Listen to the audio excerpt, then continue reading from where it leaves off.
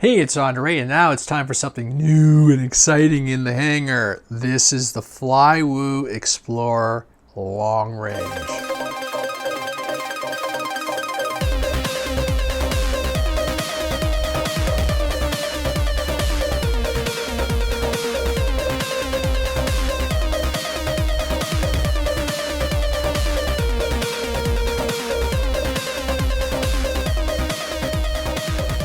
That's right, I broke down and I bought a sub 250 4S, a little flying crazy machine. This is the analog version.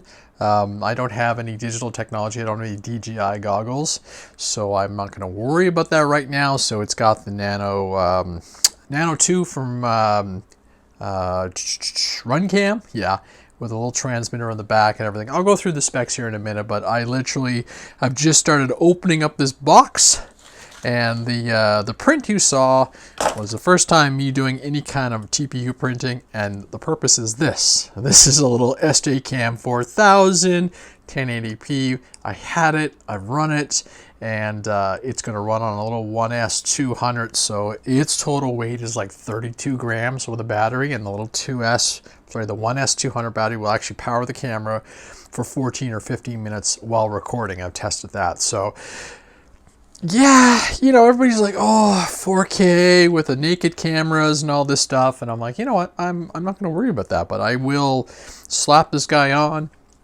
and really have some fun. So this is another bench time video. Yes, I'm gonna go with bench time.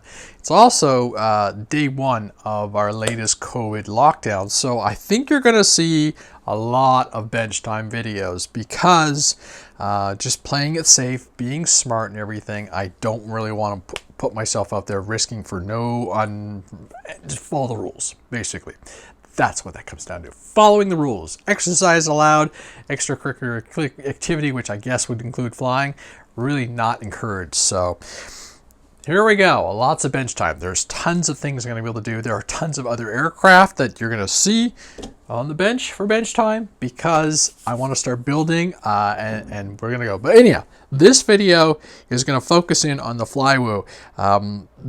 The long range thing has been out for a while. A lot of these quads started showing up earlier in the year, and I watched all the reviews. I watched all the videos, and what I liked the most about the Flywoo, despite some of the flaws that were talked about, a lot of them applied to the link between the flight controller and the DJI transmitter. Less of an issue on the analog, which is what I'm flying. And V2 has already been announced. There's the Hex out, and they've already updated the stack. So this quad is already outdated. But what I liked about the most about this design over a lot of the other ones is what they call the dead cat. And that is basically a design where the props don't get in front of your video. So a lot of them are forward swept, so they, most traditional quads, which I don't have anything around me, you'll see your front loaded props in your line of sight, and I didn't want that, so I went with this thing. And I really do feel that coming into 2021, the sub 250 thing is going to really start rearing its head. So I made a decision, and this guy is going to go in as part of the fleet, and I'm going to have some fun with it. I've ordered some Tattoo 4S 650s and 850s, so the 650s will allow me to be compliant with the camera on board and sub 250, and then obviously the 850 would be without, so any video feed coming off will get recorded by the downstation or my Fat Shark goggles. So okay, the HD video feeds I've seen where the guys are just recording off the cameras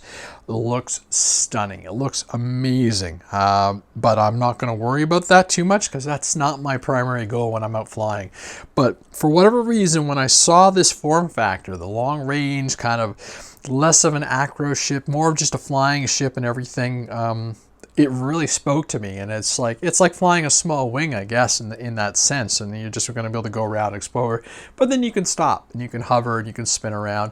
It has all the onboard stuff. It has all the GPS recovery features and everything. So so I'm going to be working through it, and it's sub 250, so I can technically fly around in my backyard if I'm really safe, because obviously this isn't beefy as some of my other frames. So all right, enough talking.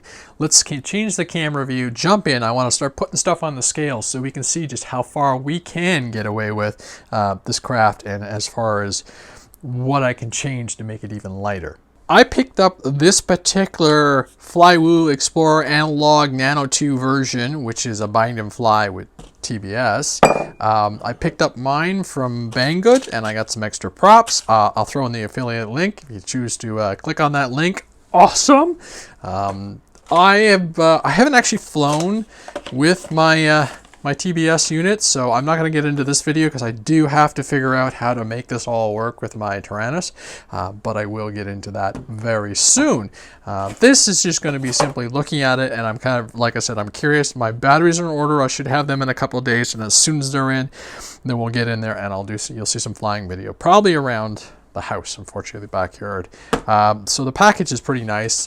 These are just 4-inch props. I went with the clear blue, pretty cheap, $4 for a set of 8 props in total. Plus the box comes with setups and spares. So, right. Whoa, ripped a piece of paper already. That's hilarious. Flight controller information, just tips and tricks. There's your flight, your Flywoo board. The Gugu version 2.1, and like I said, they keep coming back. I know version 2 of this flight controller is coming out, and it features it's the Beck, or the power distribution board is now rated up to 35 amps, and it's an F7, so you get more ports and everything. So really important information if you're looking at this from a digital standpoint, because that's where a lot of the issues are coming from.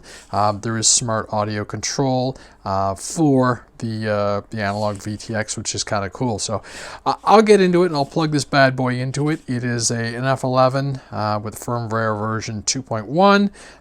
So pretty cool, pretty standard tech by most modern specs, but the F7 on version 2 is pretty cool, and I think you're seeing that on the hex design.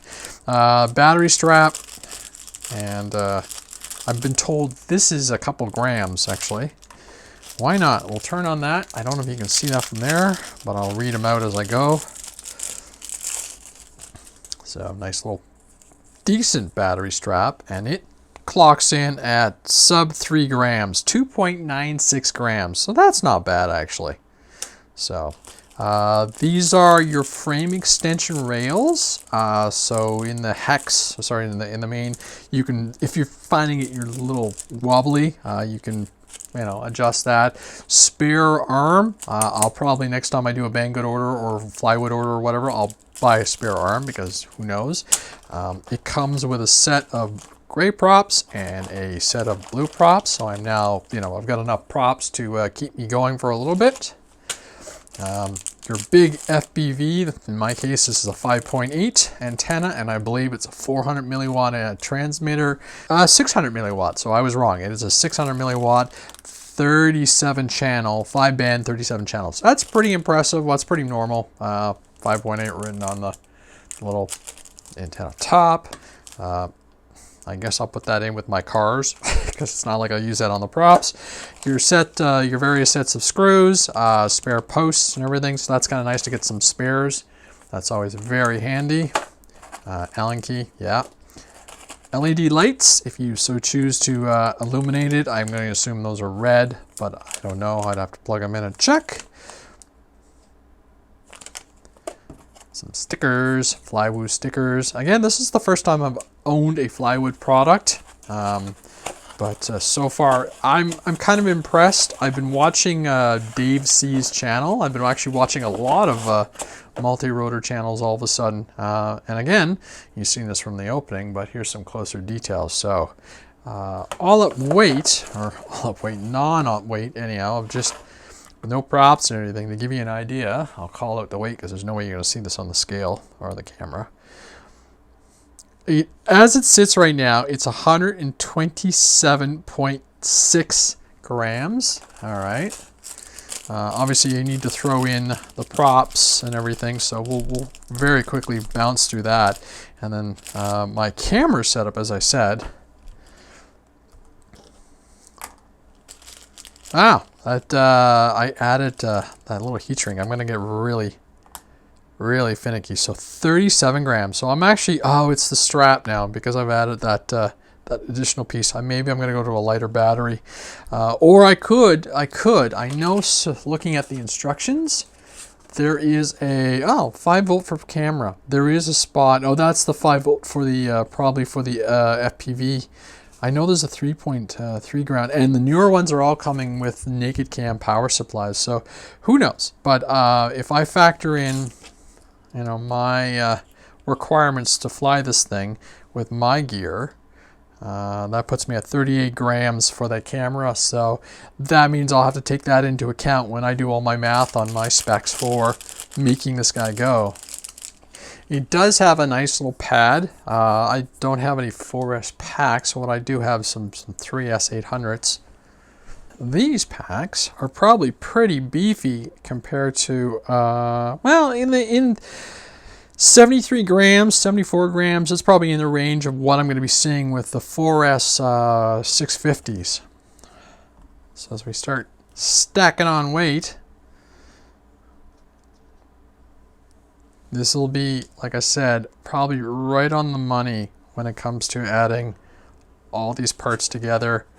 And I still got to put the props and the antenna on. Oh, my camera idea might not work out. Ooh, look at that. We're at 245 before I put the props on.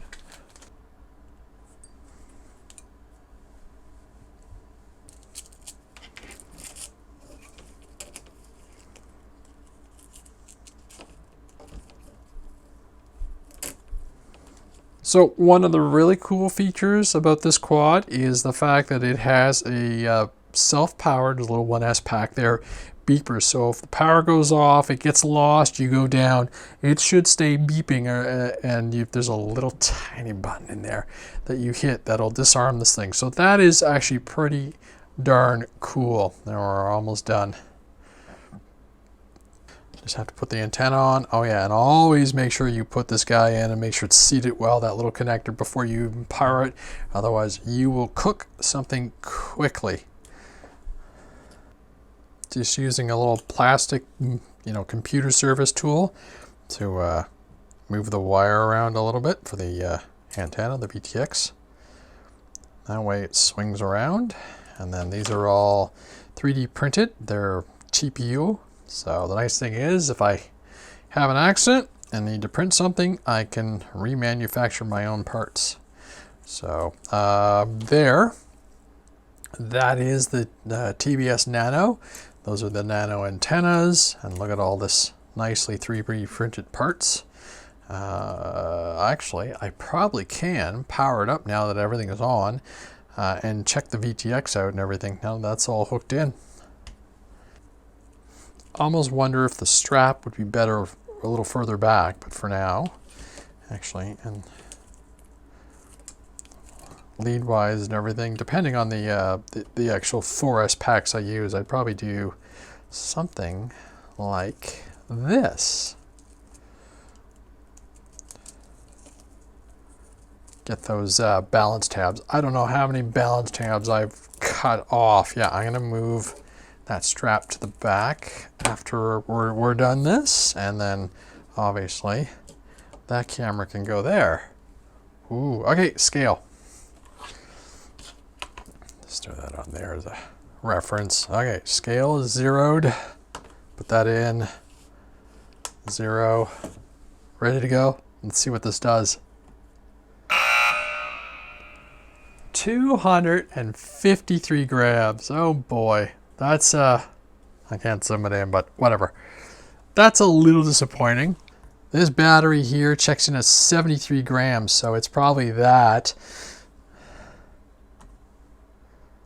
142 grams with the strap and everything. I bet you could probably run a smaller or a lighter strap or something like that, but it's 142 grams with nothing on board.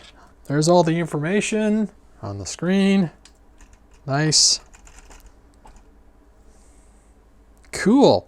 Obviously, it's not going to get any satellites in the basement or anything like this, but there we go. Picking up a 3S pack, 12.4 volts. Little guy is probably charging 3. This is one of these Scorpion ones. So that's heavier. A little flight test one. That's lighter. Let's make sure you get that on the scale correctly. So heavier, I believe. 2.94, 2.5. So the flight test strap is the lightest, and this guy comes in at 3.3. So I have options. I'm Andre, this is the Flywoo Explorer long range, just the analog version, as you saw from the bench stuff, and it, like, I got the video going, there's like no GPS information or anything. I'm gonna let this thing all charge up. The little battery there is charging on the beeper, and again, it is your little sub 250, and I said from the specs, it's got a little 4-in-1 13 amp ESC. I'm gonna be running on 4S, 650s, 850s, 650 with the camera, 850 without, and this will keep me well inside the sub 250 gram range.